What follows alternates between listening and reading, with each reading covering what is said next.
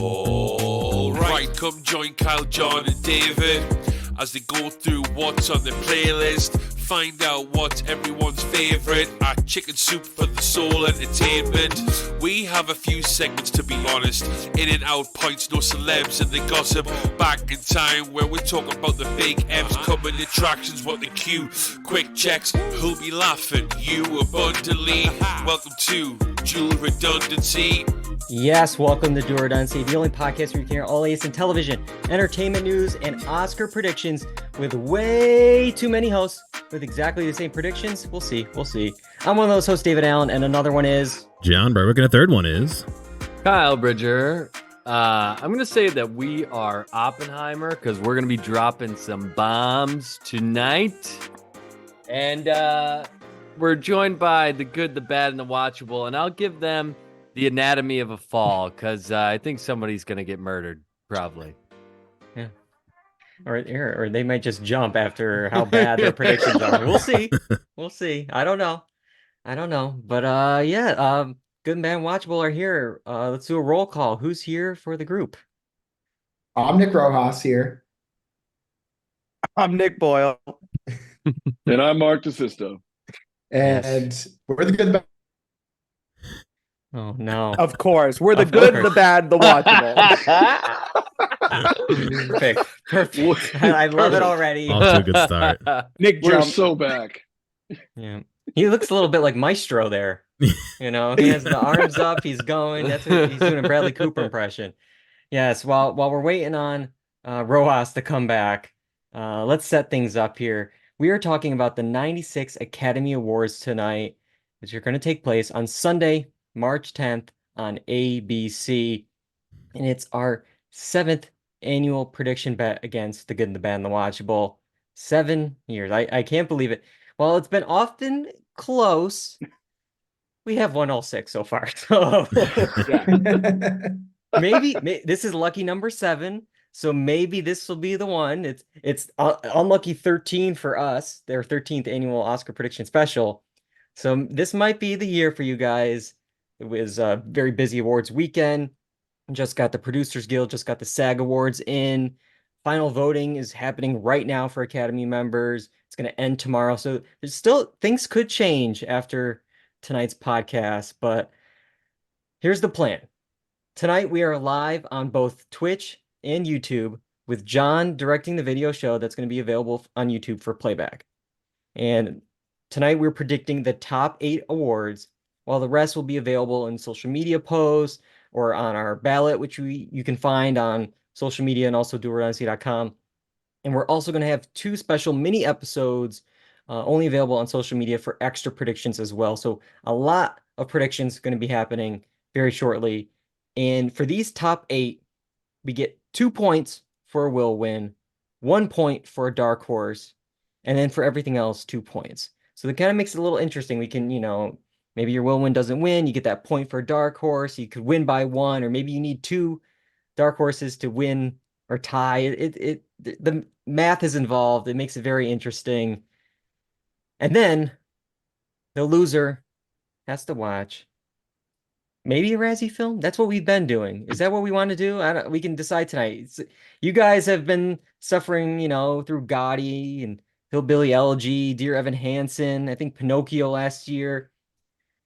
What do we think? This is the worst picture lineup here. Is there one that jumps out to you guys? I feel like Boyle probably has seen all these already just for fun. I actually did my homework only on the Razzies this year. We saw The Exorcist Believer together, didn't we? We did. Yeah, we did. Don't make me do that again, Dave. Don't. And I've seen Shazam. Yeah, Shazam. Meg 2. That's a Meg Marc 2. movie. Yeah, that's a Marc movie. Yeah. I wanted to see the Winnie and the Pooh. I wanted to see the Winnie and the Pooh. Two Winnie, two Pooh. Two Winnie, two Pooh. Yeah, it's the sequel. Fast and the Furious presents Winnie and Shobbs or whatever. So that's the group. We can think about it, throughout the pod if one of those is jumping out to us. I initially pitched during our Saltburn review that the losers have to recreate the murder on the dance floor bit from the end. If you know. But I don't know. We'll think about which Razzie film it is. Maybe the winner gets to choose which Razzie film the losers have to see. So Kyle, start thinking what we have to give to the Good and Bad Watchable. Yeah. All right. All right. We got to jump right into this. Last year, we dealt with 2 Hollywood strikes, with AI being a top contention point. And while we support writers and performers, we also don't want computers out of work. So tonight we have Stephanie here to read off the nominees, and we're going to start off the first one of the night. Yep, Stephanie is here with Best Adapted Screenplay. And the films nominated for the Best Adapted Screenplay are American Fiction, Barbie, Oppenheimer, Poor Things, and The Zone of Interest. All right. So who's Stephanie? Is Stephanie like your own personal assistant? Stephanie? Is don't that need to know. Google? You don't need to know. They're Oh, on no, first no, name basis. Oh, Yeah. okay. She does have a little bit of a Helen Mirren Barbie narrator vibe going on, Yeah, though. she Yeah. does. Yeah. Maybe it's Stephanie Mirren. I don't know. All right. So let's have our guests read off their will win and dark horses first. Where are you guys going for Best Adapted Screenplay? All right, for best adapted screenplay, we are going to go with. Do you guys want me to start with our will win or dark horse first? Do we like to build it up? Dealer's choice, whatever you want. All right. You know what? Look, I think this one's going to be very obvious. I think our will win for this one is Oppenheimer, and rolling the dice on the dark horse, we're going to go American Fiction. Okay. I mean, you want to explain why those 2 films and why Oppenheimer with the win? I think this is going to be one of those below the line, just like you can't stop Oppenheimer thing for the most part. So I think this is a category that it's going to pick it up. And I think of all the movies where they were talking about the script of the movie being a good one, American Fiction was one of those movies. Yeah, I would say so out of the GB dubs, I've seen all the movies. And so I think out of just speaking from seeing it, I actually think it was one of the best ones written, aside from Oppenheimer and stuff. So the crowd was into it the whole time, laughing and into it. I just feel like it was a nice, really well written story. So yeah, that's why we went with it as the dark horse. Yeah, I mean, those are good points. I mean, this is a very competitive group of screenplays. It's even missing Killers of the Flower Moon in there. It didn't make the cut for adapted screenplay. Many thought that Barbie was going to win original and then Oppenheimer win adapted, because, Barbie is original everywhere else, but the Academy actually placed it in adapted. So it really made it a very competitive screenplay category. You went with those 2 films. Kyle, where did we go? So our dark horse, American Fiction, and our will win Oppenheimer. So we're starting off like we're usual. on track again. Yeah. I mean, everything you guys said. Oppenheimer is going to have, I think, a good night at the Oscars, and it really is. It's a true adaptation of a monster book, American Prometheus. It's the Best Picture front runner. Just a lot going for it. And then if you look at American Fiction, I mean, it's a film about writers. I mean, it's within that community. The writers are gonna look at a film written about writers for writers. It's all patting themselves on the back. It won the BAFTA. And BAFTA has been matching every year since 2017, except last year, but they've been pretty close with things. So that's where we went. And I do want to talk a little bit about possibly Barbie, because Kyle, you mentioned this, and I agree with you that there could be some Barbie sentiment after the snub. Everyone's talking about with Margot Robbie and of course Greta Gerwig. You want to talk a little bit about that and how that could maybe?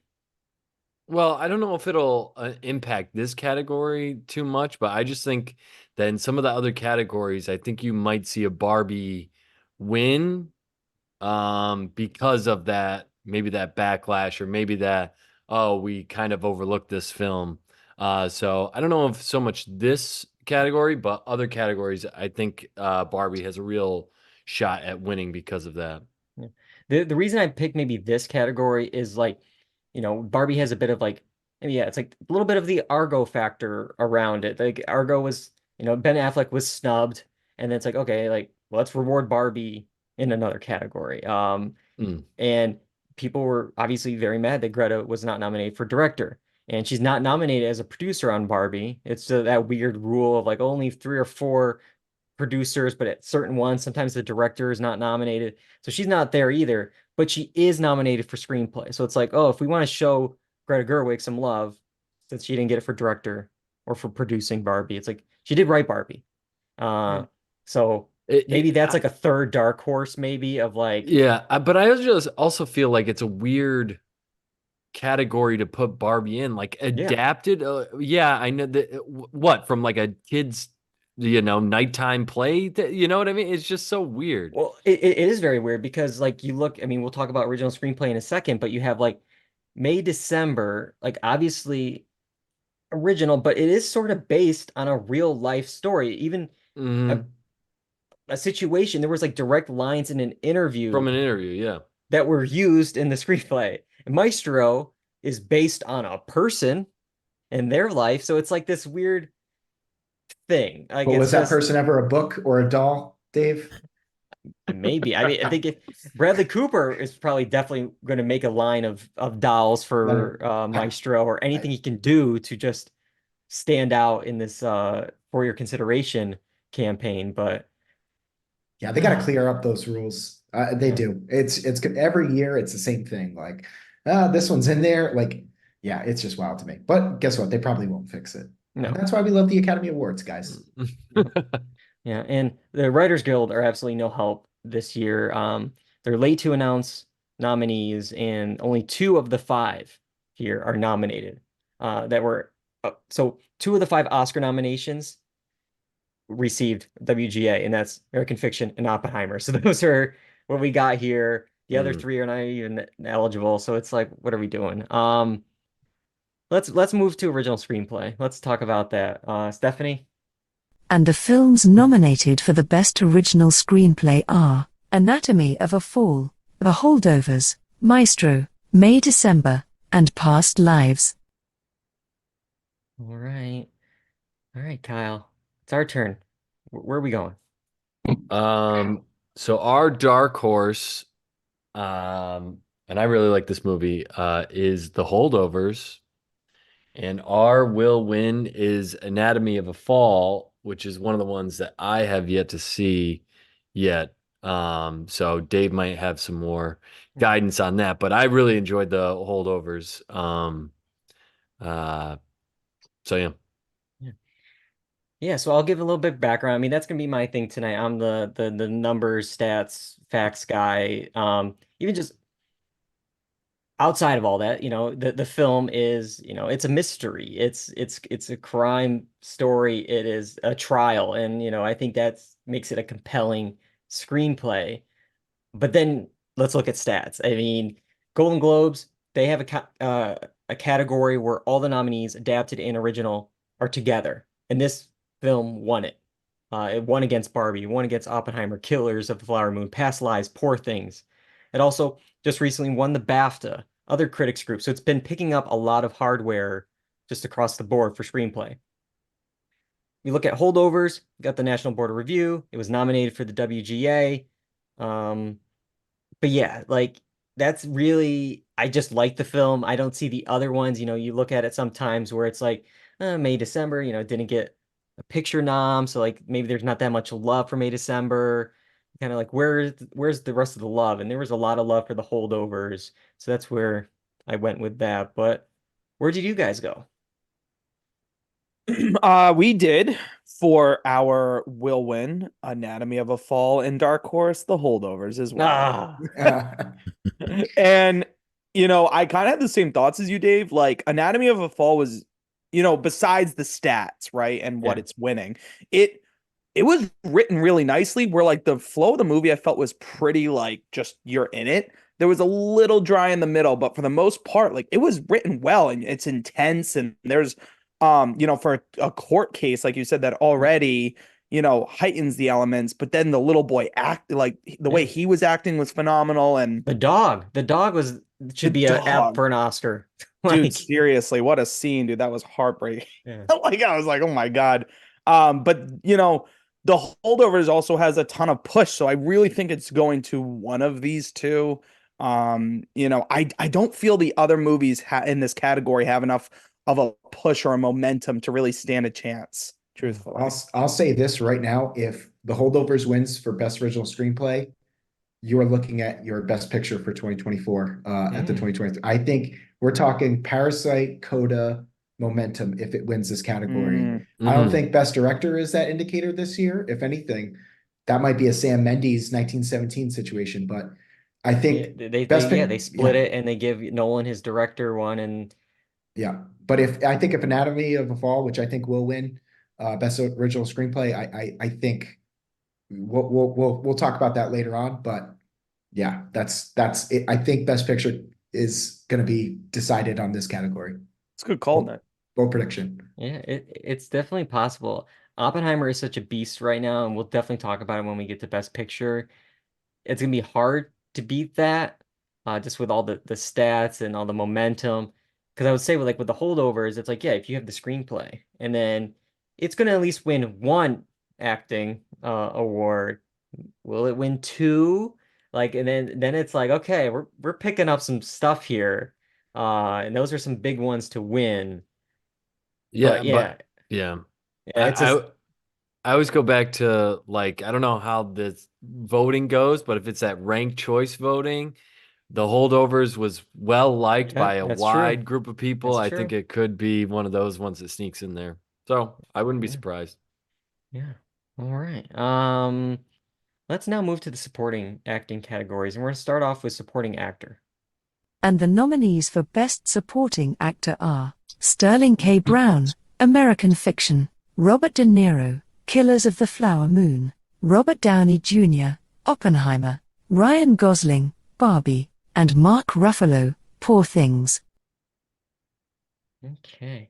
I feel like she just gives us a little bit of class on the podcast, a little bit of it heightens it a little bit here. All right, guys, what are your picks? If we're going, I actually really like this category. I think we're all in agreement that this year, so many strong candidates within this category. So it is kind of tough, I think, between going with your brain versus your heart. So I'm going to start with Dark Horse. We went with Dark Horse of Ryan Gosling as Ken and Barbie. Personal favorite of mine from this year. I thought he was just amazing. But our will win, I think, is the odds-on favorite just across the board. Robert Downey Jr. in Oppenheimer. Just what a performance! Amazing. So brain says Robert Downey Jr., but the heart, we're all just Ken, and we want to see Ken get the award, but he's not going to do it. So Dark Horse there. All right, that was a great speech. This really is the Dojo Casa house right here with this express or whatever it is. Yikes. Oh boy. Kyle, where are we going?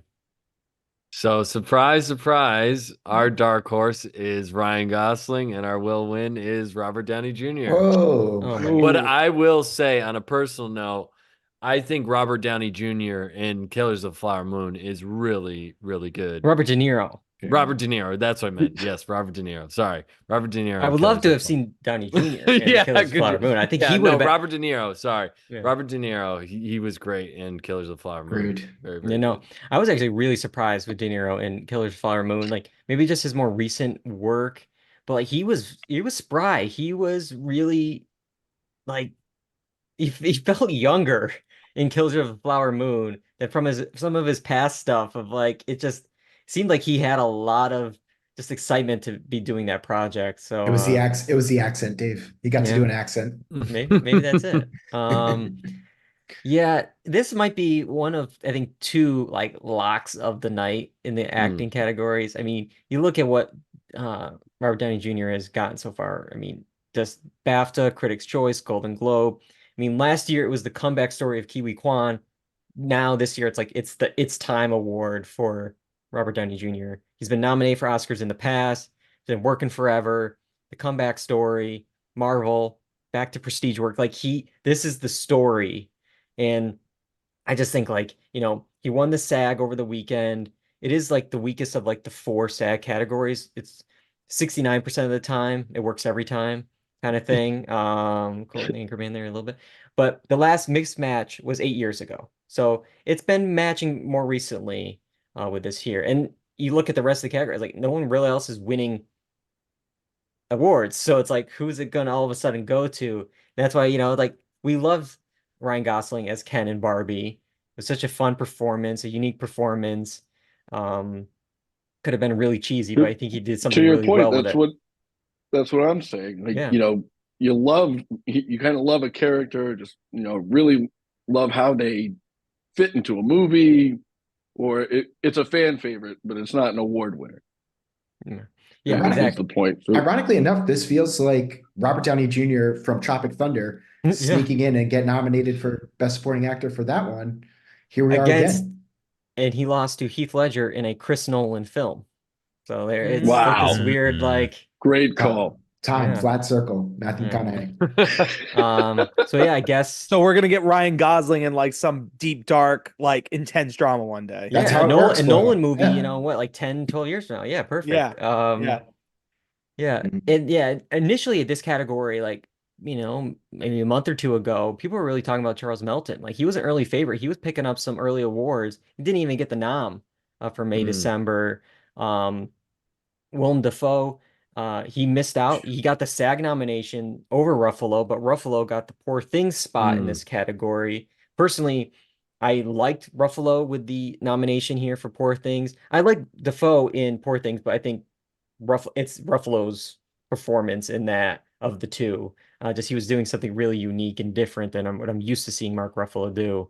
Yeah. So I wanted to mention that because I thought that his performance was like incredible in Poor Things. I actually didn't think William Dafoe, like he did good, but Yeah. like he didn't seem like a supporting actor. Whereas like Mark Ruffalo, I mean, you just watch this man crumble and it's just hysterical. Like it's just so funny and he does it so well. And we're so used to the Marvel side of him or other little projects he's come out with over the past couple of years, which are more dramas. But this was like, I just felt he was in his element. He did a great job in that. So definitely.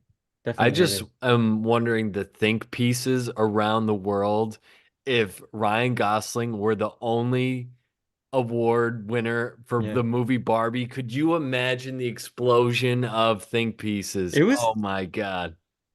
They were very lucky that America Ferrera was nominated in another category, because if not, it would have been like really the only nomination of the main like 6 that Barbie got. Speaking of Best Supporting Actress, let's move over to that category now. And the nominees for Best Supporting Actress are Emily Blunt, Oppenheimer, Danielle Brooks, The Color Purple, America Ferrera, Barbie, Jodie Foster, Naiad, and Davina Joy Randolph, The Holdovers. All right. Kyle, where are we going? So our dark horse is going to be Emily Blunt, and our will win. Is it pronounced that the way that? Yeah, I think Stephanie screwed up. I think it's Divine. I think it's Divine too. Divine Joy Randolph. So I think that is our will win. And I'm gonna say I think this one is pretty much locked up. Yeah. This one, I think, of the 4, I mean, the Robert Downey Jr. one is pretty locked up. This one is in cement. This one is like, but then again, we said it last year. Like last year, Angela Bassett, Critics' Choice, Golden Globe, like it was gonna be her. And then Jamie Lee Curtis won the SAG award, and we're like, uh-oh, like what's going on here? And then she wins the Oscar, and Divine also won the BAFTA, every critics group. So she has a little bit more, but she also has the SAG. So she has everything that Angela Bassett and Jamie Lee Curtis had all together. SAG match is 72% of the time. Last Miss was 5 years ago with Emily Blunt and Regina King. Emily Blunt won for A Quiet Place. Regina King won the Oscar. That was a weird year. Emily Blunt winning the SAG award for A Quiet Place, but yeah. Where are you guys going with this? So for our dark horse, we actually have a different pick this time, guys. America Ferrera. We went with that. Playing it safe just in case. That's our insurance plan. But Davine Joy Randolph is going to win Best Supporting Actress this year. Lock this Dave, like you were mentioning earlier, this is a lock of the night right here. She was fantastic in The Holdovers. This movie, when you see like trailers for it, Paul Giamatti kind of really stands out. Maybe the kid stands out. And then you leave that movie and you go, that was a three-headed movie right there. All three performances were fantastic. So I had never seen her in something that I remember. Maybe I had seen her in things, but leaving that movie. Oh, Boom. we lost him. Leaving that movie, he was speechless. That's what happened. He was speechless. Yeah, I will go with our pick of Emily Blunt. Why we went with Emily Blunt is I just think like if it's a big Oppenheimer night, just like it was last year for Everything Everywhere All at Once, like they'll keep giving Oppenheimer the awards. Just like was Jamie Lee Curtis really the best part of, that category last year for Everything Everywhere? But no, they love that movie. We're giving it to her.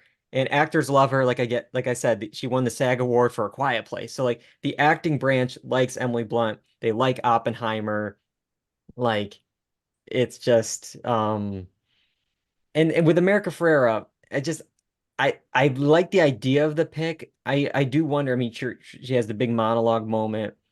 I just think it was like such a huge surprise to begin with her, and a lot of people are like, "Really, her Oscar nomination?" So I just Yeah. think like, Her? yeah. What is she funny or something? Little Arrested Development there. Yeah, I picked up on that. But no, I'm with you. I really think that with Emily Blunt, if a movie gets momentum, it can just start rolling. And with her status, I could see it. I could totally see it. And it could just be a big Oppenheimer night. Like you don't know. But with American Ferrara, with especially with all the snubs that have happened with Barbie, Yeah. makes Right. it even more of a long shot. Yeah. However, same time they say, we didn't give Barbie enough. Let's throw this one in. So that's kind of our thinking. Yeah, On the dark that's horse. exactly why. Yep. No, I could definitely see it. I think it's one of those things where it's like it's not gonna matter because Divine Joy and Randolph is winning. Like unless something crazy happens, like it's hers. So like the dark horse doesn't really matter as much. But I think it's those three. I don't think if you look at it like Jodie Foster for Naiad, like I don't think there's anything there for that. So it's just you look across the board. It's like okay, it's between those three. But again, Divine Joy and Randolph. And I saw this crazy stat for supporting actor and supporting actress. Those who have swept the four awards, SAG, Golden Globe, Critics' Choice, BAFTA, which these two have, they are 19 for 19 at the Oscars. So 100% of the time, they will win the Oscar if they got all four of those, and they got all four of those. So like, it'd be really shocking if Pretty good. if those guys don't win on Sunday night for the Oscars. But all right, two more acting categories to talk about. Let's talk about Best Actor. And the nominees for Best Actor are Bradley Cooper, Maestro, Coleman Domingo, Rustin, Paul Giamatti, The Holdovers, Cillian Murphy, Oppenheimer, and Jeffrey Wright, American Fiction. All right. Trying to remember whose turn is it. I believe it's the Good, Bad, Watchable guys. So where are you going for Best Actor? Boyle. Oh, it's my turn. Sorry. Yes. All right. So we're going with our. I guess I'll start with Dark Horse. Dark Horse, Paul Giamatti, and the will win, Cillian Murphy. Wait, I said that right? I think it's pronounced Killian. Cillian Murphy. Sorry. And both just powerhouses.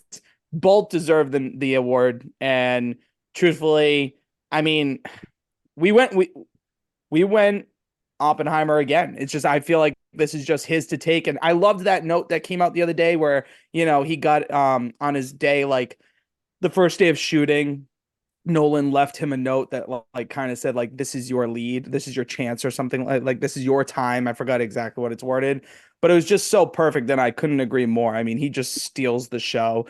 And again, Paul Giamatti, he won one of the award shows. Dave, you'll have to help me out with that. But I really think, I just think it's Murphy's to take, like, by all means. What do you guys have? Well, before you, I just want to Oh, go say ahead. one brief thing. The movie's called Oppenheimer. He's Oppenheimer. It's not called Paulie Holdover. That's my 2 cents. Thank you, guys. And the movie's called Barbie, and Barbie was it. Yeah, no, that's a good point. Let's see. So for Giamatti, actually, I'm getting ahead of myself. Kyle, we might differ. Where are we going? Our dark horse is Paul Giamatti, and our will win is Cillian Murphy. Now, personally, I really, really like Cillian Murphy and like pretty much everything he's done.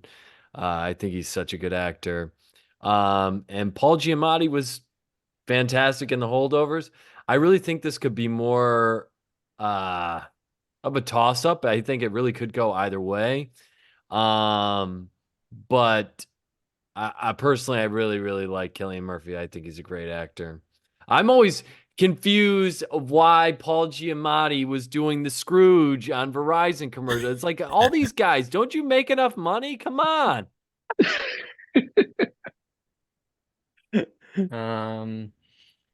I guess maybe he lost a lot of money. He stole that screenplay idea from that kid, Frankie Muniz, one point, and he probably lost everything in his whole career. He really needed that big fat liar. He got to get his due. Yeah, so we went with the same as you guys, and I think we were waiting until SAG on Saturday night to see where they were going. That was going to push it because SAG is the strongest stat of the four here. 79%. They've had 2 misses in 7 years. Most recent one, obviously, was the big one with Chadwick Boseman and Anthony Hopkins a few years ago. But like they have SAG, and then Murphy also won BAFTA, Golden Globe in the drama category. It's like he has the more bigger awards. Giamatti, yeah, he won a Critics' Choice, but it was for the musical or comedy category. The Golden Globe, I mean. The Critics' Choice was Best Actor.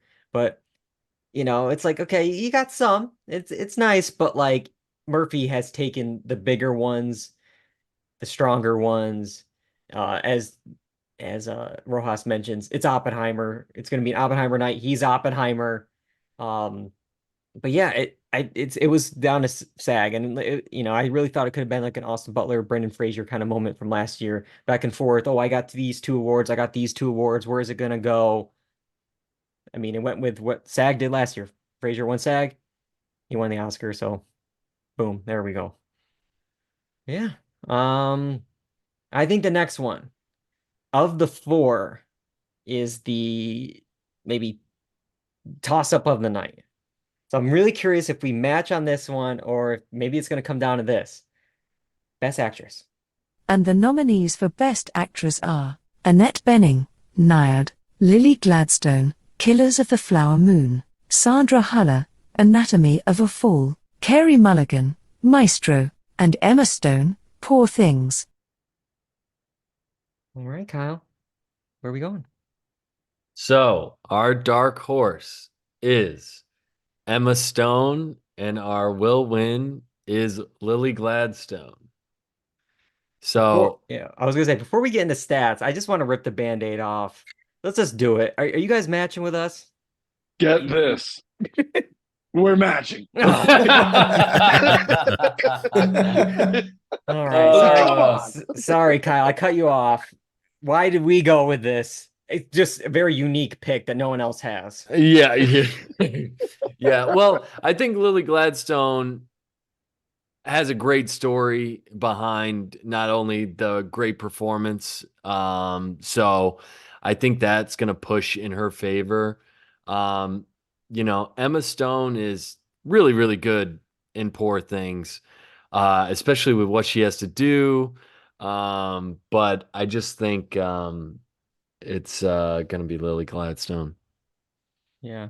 I think going into this, it was a lot of momentum was happening for Emma Stone.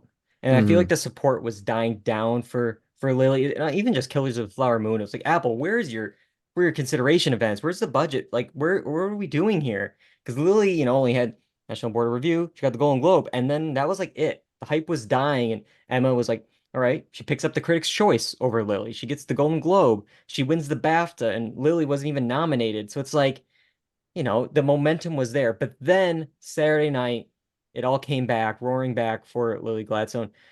She wins SAG Actress. That's a 72% match.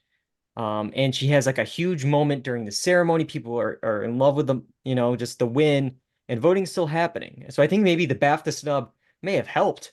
It's just like, again, oh, the snub there. Well, we're gonna have this moment here. It's who knows exactly what happened, but to me, it's like looking at this, it's almost like the exact story and like hardware as last year. Michelle Yeoh was the bigger story over Cate Blanchett, who already had Oscar wins. Emma Stone already has a few Oscar wins. Blanchett had BAFTA, Critics' Choice, Golden Globe, just like, Emma Stone. But Michelle Yeoh has National Board of Review, Golden Globe, and SAG, just like Michelle Yeoh. So it's like the exact same thing. We all know what happened last year. Michelle Yeoh won. So I think just like between the story and between the hardware and between the stats and between all that, that's why we went with Lily Gladstone. Did I take all the thunder, Rojas? Do you have anything else No, there? Did I just exhaust it?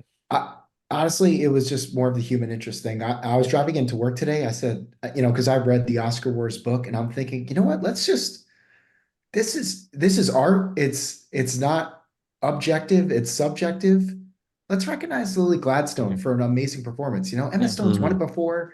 Not to say like she's fantastic. And again, like we're trying to decide a winner between two things that are not Very comparable. strong. Yeah. It's not like I played darts and hit the bullseye twice and you hit it 3 times and you win. You know what I mean? Like, so I To think Lily Dave's should win. point too, I'll say following along on the internet, Emma Stone had a lot of praise and hype, especially either pre-reviews when it was like people who had early screenings. They were saying, "Wow, amazing! You got to go see this."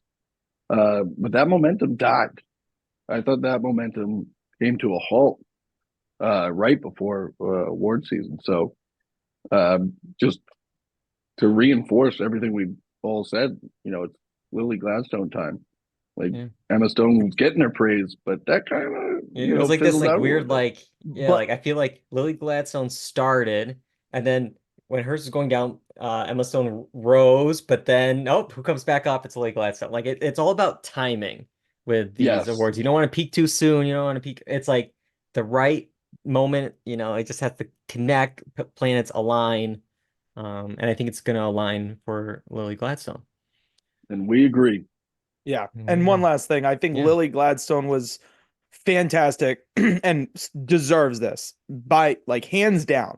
But I will say, I just saw Poor Things last week. Emma Stone like crushed it. Like honestly, like the acting she does in it is phenomenal. And the reason being is because she has to experience first for everything. Yeah. And I write that in my review that like, so like the first time walking outside, the first time interacting with somebody, having a disagreement with somebody, like, and so to like really hone into all that stuff is like really, you got to commend her on those talents. But I mean, it just, you're going against Lily Gladstone and an incredible story and actress as she is. I mean, I can see a world where the Oscars wants to give Emma Stone the award, but Lily should win this, like hands down. Yeah. It's a very tough category, especially between those two.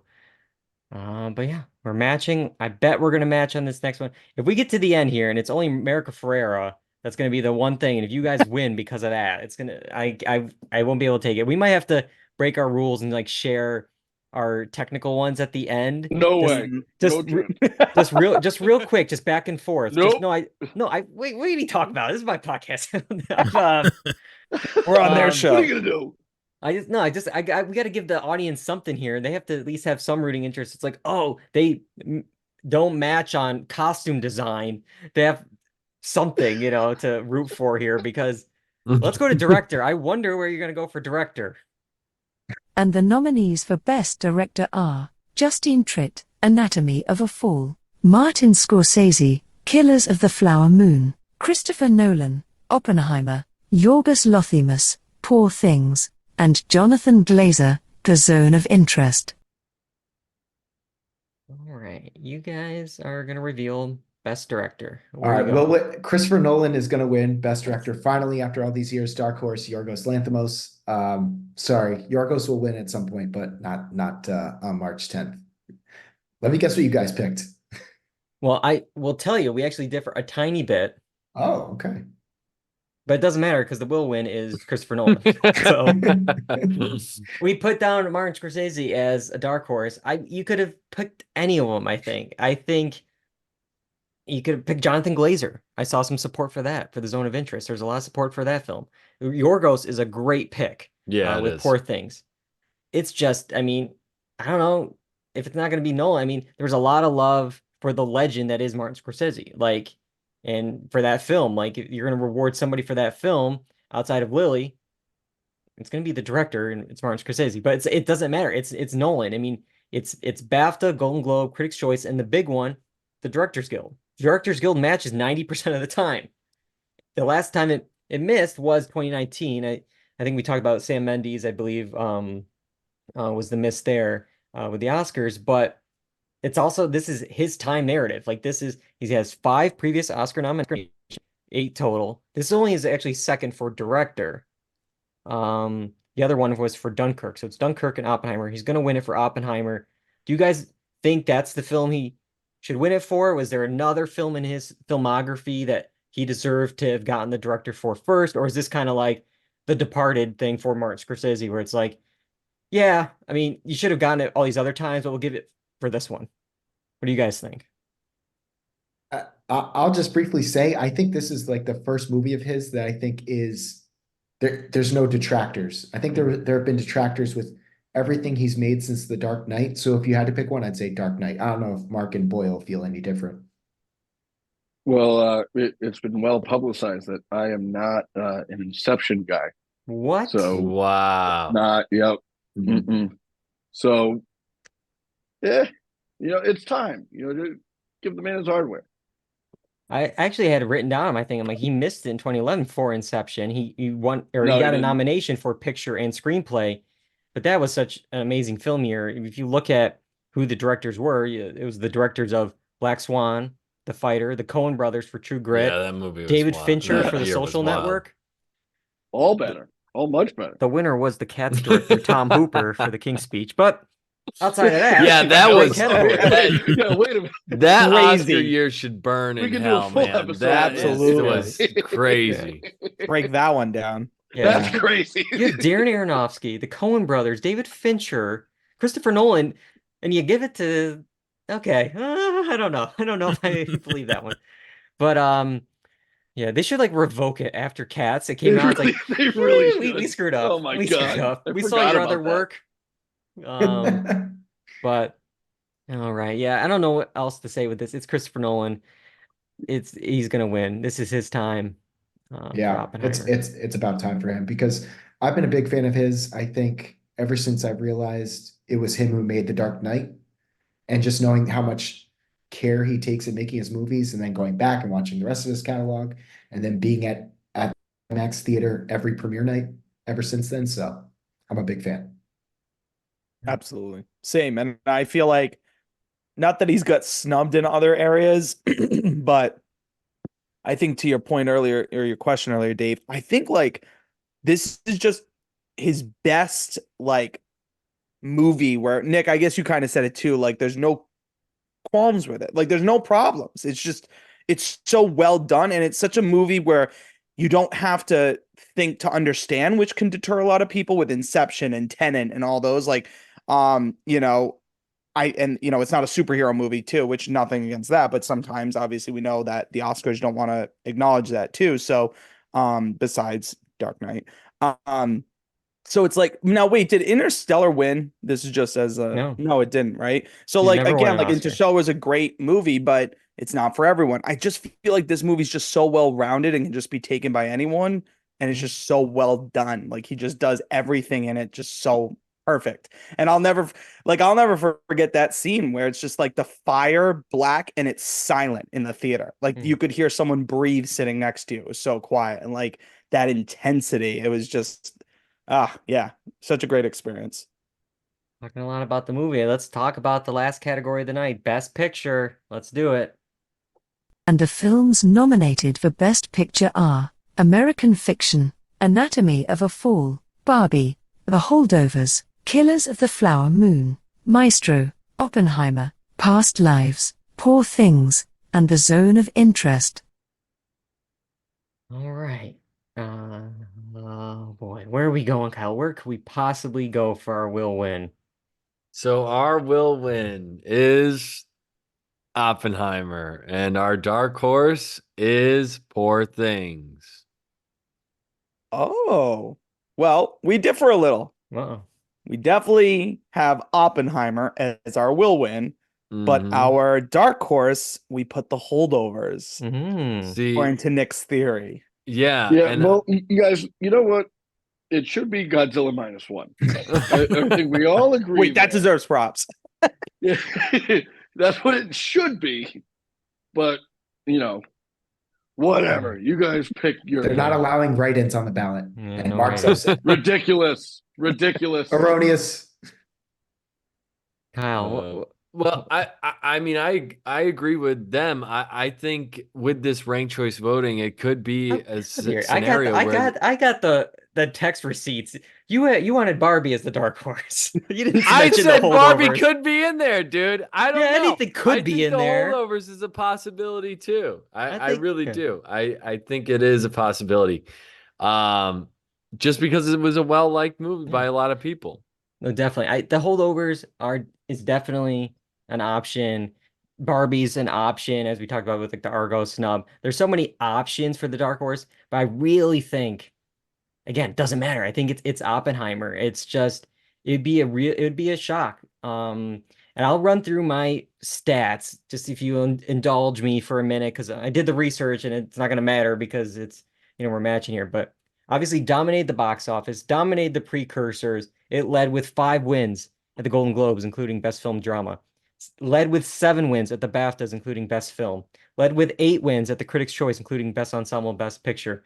It's guaranteed to pick up other hardware. Robert Downey Jr. is winning. Nolan for directors winning. Possibly Best Actor, possibly Screenplay. Many of the below-the-line awards. And it has the trifecta of all 3 guilds. Directors Guild, SAG, and Producers Guild. And while SAG is the weakest of the 3 guilds, predicting it, actors make up the largest branch of the Academy. They have a 50% track record overall, especially with this new ballot, preferential ballot era. But it's the Producers Guild. And that happened last night. They have the same preferential ballot system as the Oscars. So it was universally liked at the Producers Guild. Probably will be universally liked with the Academy. In the 28-year history, only one film has ever won all 3 DGA, PGA, SAG, and then lost Best Picture. And that was 28 years ago, the very first year with Apollo 13. Whoa. So Wow. it would be a big historic night if it doesn't win. I guess the only, stat against it is I like to bring up, it has the most Oscar nominations this year with 13. Most nominations don't always equal wins. Last year that was broken with Everything Everywhere All at Once, but before that, Power of the Dog went 1 for 12, Mank went 2 for 10, Irishman 0 for 10, and the year before that, Roma 3 out of 10. So it's like, sometimes it's like you have a film like Coda, it has 3 total noms and wins all 3, including Best Picture. So that's where I was like, okay, that's Oppenheimer. Dark Horse doesn't matter. We went with Poor Things. It was like the second place of the season. It had 5 BAFTAs, 2 Golden Globes, second total Oscar noms. It's just like, okay. Well, next year, Dave, I'm like, Oppenheimer's here for Best Picture. Next year, they're doing the Best Blockbuster, right? They are introducing that next year, right? Or is that still what if? I think that's Golden Globes. Yeah, I know Golden Globes introduced that. So my thought was, if that's a case, like if that ever does get introduced, like does Oppenheimer still stay under Best Picture, or would it get the different nom? But that's a different show then. They are going to introduce, I believe, it might be in 2 years for the films that come out next year, is the best casting. Best cast. Yeah. But it's like casting, and that's where it's going to be like a very interesting award. We'll see how they do it, because it's supposed to be like for the casting director, not necessarily an ensemble or like the best film award. Like if it's just going to be the best picture again for the best ensemble, it's like it should be 2 separate things, but we'll see what they end up doing. Yeah. But could you ever see Christopher Nolan being like, Yeah, I'll take the best blockbuster. It's like, Yeah. no, I am an artist. Give me Yes. the damn. Don't give me the Best BS blockbuster is award. like Michael Bay. Yeah. Like that's who he was. It's made the for that Razzies. award. It's Meg 2, The Yeah. Trench. Yes. Exactly. I have one more stat I'll read off, and then we can talk about some of the other, Best Picture nominees here. While it was broken in that, crazy asterisk pandemic year with Coda, usually 95% of Best Picture winners have a director's nom, 95% have a screenplay nom, and then 83% have a film editing nom. There's 4 films that have it this year: Anatomy of a Fall, Killers of the Flower Moon, Oppenheimer, and Poor Things. And I think Anatomy is too small. I think the hype on Killers of Flower Moon died. So that's where I went with, okay, Poor Things. It got the love in all the other categories. And director, only 5 films get nominated in director. It got the nominations in editing. It has a love all across the board. So, but again, I don't think it matters. I think it's Oppenheimer for the will win. Is there any other thoughts on the other Best Picture nominees while we're here? Anything else you want to talk about that we haven't talked about? We No, can. The only case that can be made is going back to one of your earlier points, guys. If this is an Argo situation where they felt bad that Ben Affleck got snubbed, and all of a sudden we're seeing Greta Gerwig and Noah Baumbach on stage, and Margot Robbie holding the gold statuette because they wanted to make up for that. That's the only out there thing I could see. But I mean, this is going to be the first time since Return of the King where we have a blockbuster win Best Picture. Yeah. And we'll see how it affects the ratings too. I mean, they always are complaining about like the rating stuff. It's like you have, I mean, at least 2 films that made pretty much $1 billion with Oppenheimer and Barbie with leading nominations. If people aren't tuning in, they're just not going to be tuning in, period. And especially when it's going to be a night when Oppenheimer is going to dominate. That's incentive enough. Sometimes you get a film like, oh, how many people saw Nomadland? Probably not that many. Like, oh, ratings are down. It's like everyone saw Oppenheimer. Everyone saw Barbie. Like, that's true. Mm-hmm. The weird one for me this year is Bradley Cooper's Maestro. I just let's talk about it. It's Hey, retweet. I'm with you, but please continue. It's fine, but it's like, why? Why this person? Why was this your magnum opus? Yeah, the Yep. thing that you wanted to, I'm confused all the way around. I don't get it. I think it was Oscar baity. Kyle,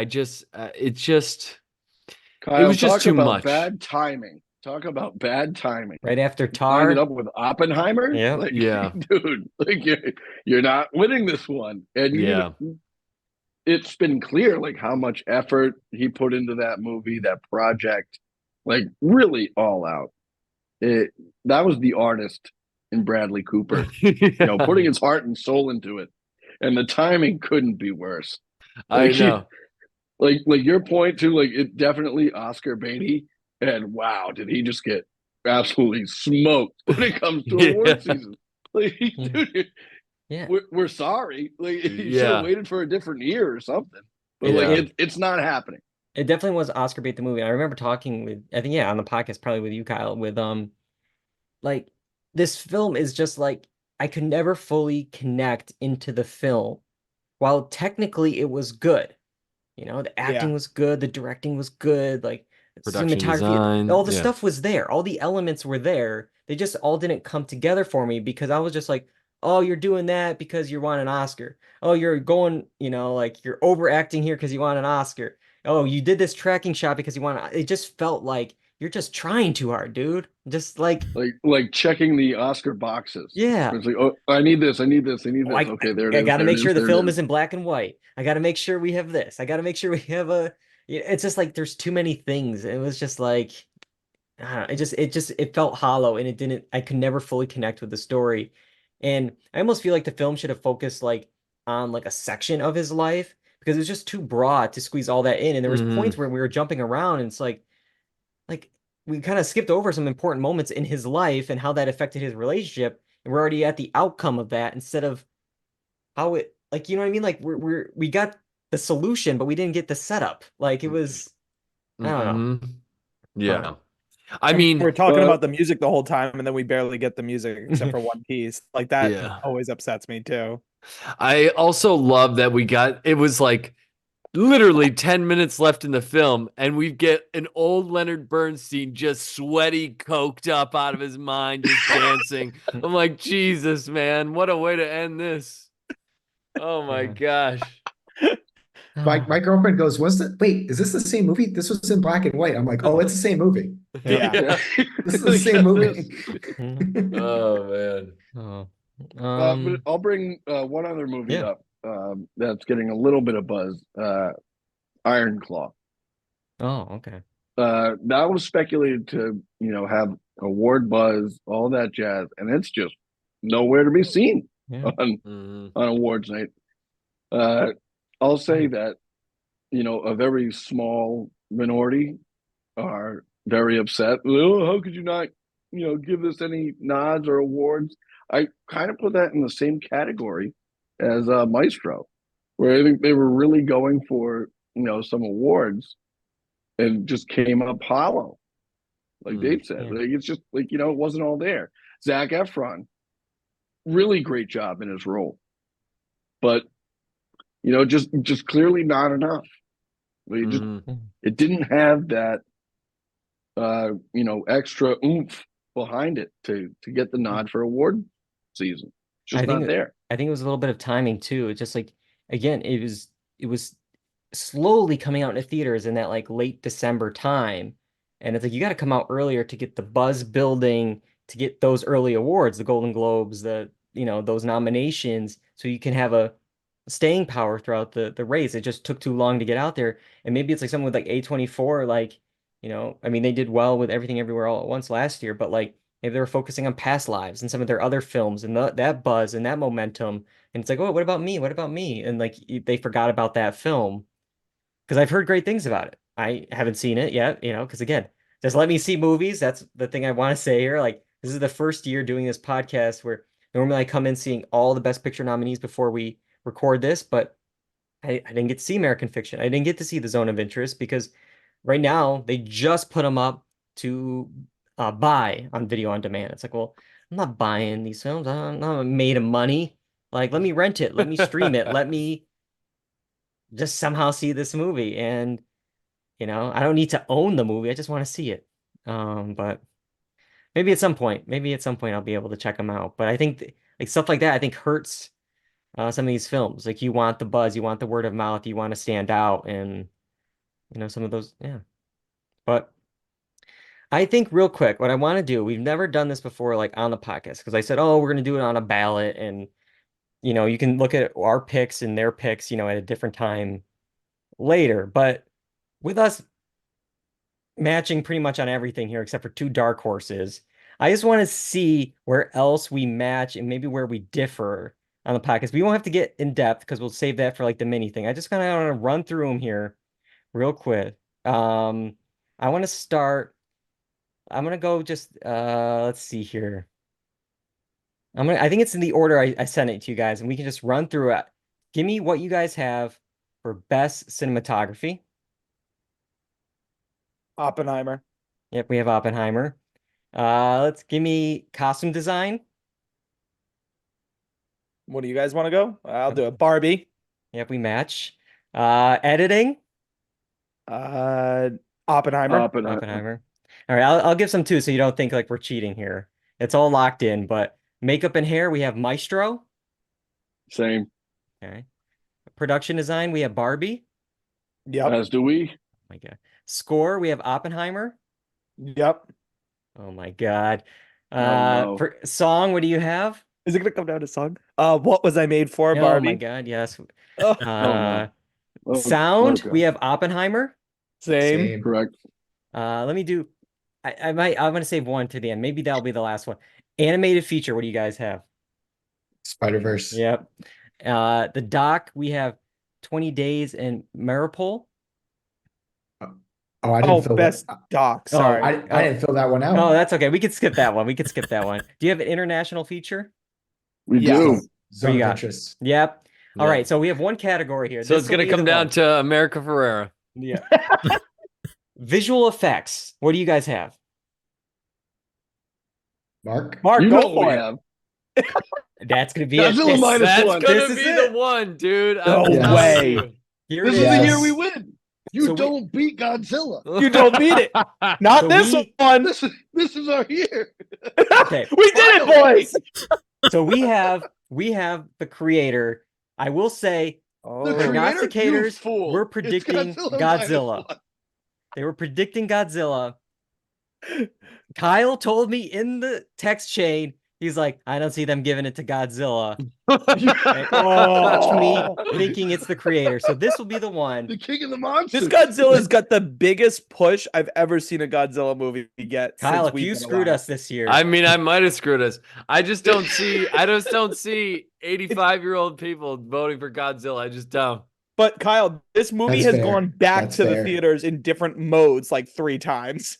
Oh my They sent god. it back in black and white, dude. Yeah, you're they were like, screwed. now let's do it black and We're white. And people back. are like, we're still in. All right. I Wow. want to put a Kyle pin might in be this right. I'm one. so excited. We're if doing we a have the mini edge episode. with Godzilla. I'll We're be doing a so mini excited. episode on this one. That's for And sure. if we finally get over the edge, and it's all thanks to Godzilla, I will be the happiest Oh. person on the planet. Oh my god. This We'll is have to gonna have be a... DR dress up as Godzilla's. Yeah. We have to do a podcast dressed up as Godzilla's. Okay.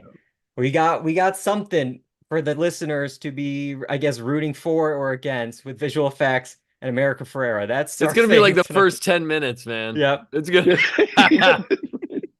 So we'll dive into that category a bit more in a mini episode, which we'll post on social media. But that's all we got for tonight. That's all the time we have for this week's episode. Let's see here.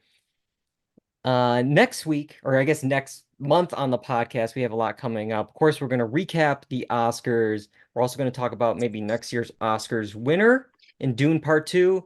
And we have a show on Netflix coming out, The Three Body Problem, from the I guess the creators of Game of Thrones on HBO. So we got a lot to talk about in movies and TV in the next few weeks here on the podcast. Make sure you're following us on YouTube, Apple Podcasts, Spotify, the blog, doredundancy.com, on Twitch, twitch.tv/doredundancy. We've been going live on both Twitch and on YouTube, and you can follow us on Twitter, Instagram, and on TikTok at Do Redundancy. We're going to post those special mini episodes with more predictions and with the reasoning behind those predictions on our social media pages. But first, I want to hear what is coming up for you guys on The Good, the Bad, and the Watchable. I think we're going to do a little refresher for everyone on the movies that we've seen that are nominated for Best Picture that we've kind of caught up on in the past month. January, February, that's our big catch-up season for all the movies that we missed in the fall. So going to fill everyone in on our thoughts, maybe a little bit more in depth, and Boyle's going to take the lead on that one. Thank you, Boyle. Of course. And we've got Dune 2 this Sunday that Rojas and I are going to. And if Mark can make it, he'll join us as well. Sounds like a good time. Where are you guys? I mean, I'm sure it's on all the podcasting platforms, but what's the best way to follow and keep up with what you guys are doing? I'd say Spotify, because where we upload it is a Spotify app. We upload it there, and it also goes to Apple Podcasts as well. Wherever you find podcasts, I'm sure you can find The Good, the Bad, the Watchable. Awesome. Well, I got to thank all three of you guys for joining us tonight. It's always a blast having you on, talking movies, talking Oscars, doing this prediction, with you. This has been year 7. It's wild to do this with you guys for so long. I really got to thank a special thank you to John tonight. A lot of moving parts, a lot of things I threw at him. Hey, here are some images. Oh, can you make this? Oh, can you pull this audio? Can you put all this together? Have 6 streams going on at once with all these images. Couldn't do this show without John. Thank you so much, John, for doing all this and directing the show tonight on YouTube and on Twitch. Sure. And Kyle, you were here. Thanks. Yeah. Made the worst choice of all time. You may have cost us this bet this year. We'll see. It's all good. It's all in good fun. I literally saw Dave start sweating. Yeah. Like, oh no. That was It the was just I'm gonna be so happy if it's I'm gonna- Godzilla. I'm gonna who screenshot finally the text wins it now so for I don't us. miss it. I- Yeah. like this isn't just any win; it's a Godzilla win, Yeah. which is a so win good. for us. Oh man, So good. All right. That's what Well, you needed. You needed the power of Godzilla to really overtake To beat us, yeah. for once and for all. Yeah. Maybe I don't know how did Kong versus Godzilla end? Like, do we come back as Kong next year and defeat you guys? Like, we'll see. We're getting ahead of ourselves. We still could win this. We still could win this. But I mean, yeah. yeah. Until next time, I'm David Allen. I'm John Berwick. I'm Kyle Bridger. I'm Nick Rojas. I'm Nick Boyle. I'm Godzilla, King of the Monsters. And that's all we got for Dual Redundancy's 13th annual Oscar prediction special. Goodbye, everybody.